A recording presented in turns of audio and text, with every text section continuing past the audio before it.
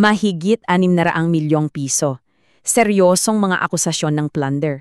At isang napakasimpleng appointment sa gobyerno na biglang nagbago sa takbo ng lahat.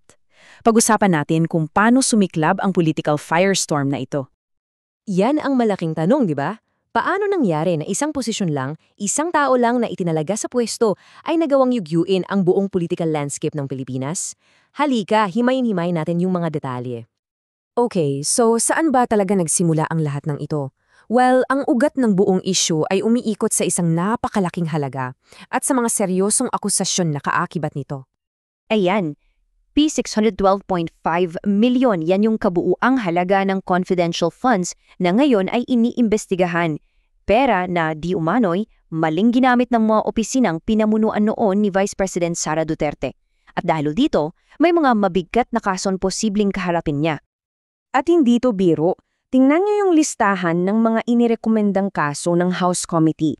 Nandiyan ang plunder. Yan yung pinakamabigat sa lahat habang buhay na pagkakakulong ang parusa niyan. Tapos may technical malversation, bribery at marami pang iba. Seryosong usapan to. At alam nyo, sa gitna ng lahat ng ito, may mga lumabas na medyo kakaibang detalye.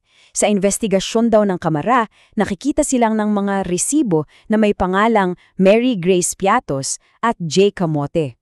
Seryoso, yung mga ganitong detalye parang nakakatangot pakinggan, pero ito yung nagbibigay ng mas konkretong itsura sa mga aligasyon.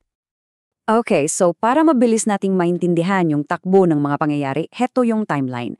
Nagsimula yung issue noong 2022 to 2023.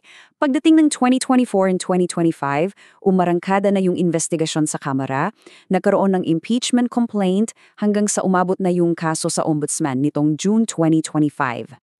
At dito na pumapasok yung pinakasentro ng usapan natin, yung institusyon ng Office of the Ombudsman. Dito nakasalalay ang lahat.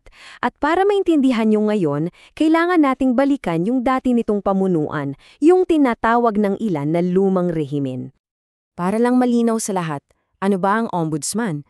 Isipin nyo sila yung bantay, bayan. Sila yung watchdog ng gobyerno laban sa korupsyon. Trabaho nilang habulin at kasuhan ang mga tiwaling opisyal. Kaya naman, sobrang big deal kung sino ang nakaupong ombudsman. So, bakit may perception na yung dating ombudsman si Samuel Martires ay kaalyado ng dating administrasyon? Ayon sa mga source, may pattern daw kasi. Una, siya ay appointee ni dating Pangulong Duterte. Pangalawa, yung mga voto niya sa Supreme Court madalas pabor sa agenda ng administrasyon. At pangatlo, ito yung pinaka-controversial sa lahat, yung paghihigpit niya sa public access sa SALN. At yung SALN, napaka-importante niyan. Ito yung Statement of Assets, Liabilities, and Net Worth. Basically, yan yung listahan ng yaman ng isang opisyal. Ito dapat yung pang-check natin kung may biglang yumayaman habang nasa pwesto. Kaya nung biglang naging sobrang hirap na makita yan, marami ang nag-react. Para daw tinatakpan yung bintana para hindi makita yung loob.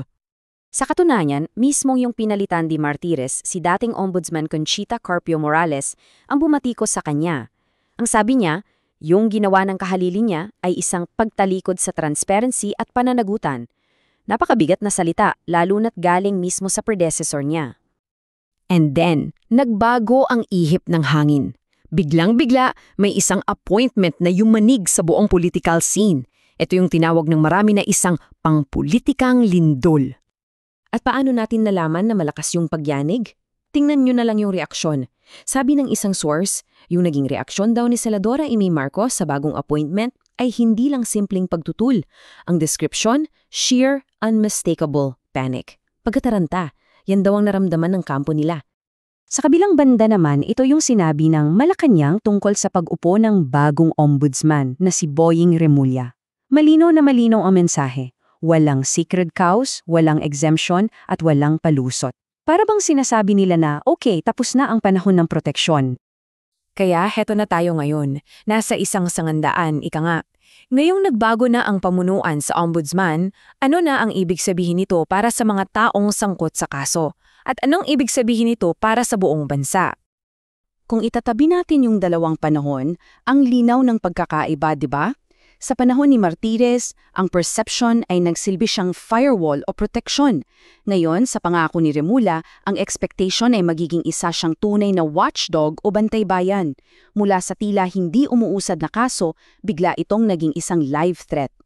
Sa katunayan, sabi nga ni Akbayan Rep. Percy Sendanya, napakababa ng bar na kailangang lampasan ng bagong ombudsman.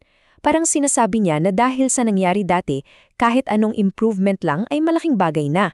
Ganun kababa yung naging tingin sa transparency noon. So, ano ngayon ang pressure sa bagong ombudsman?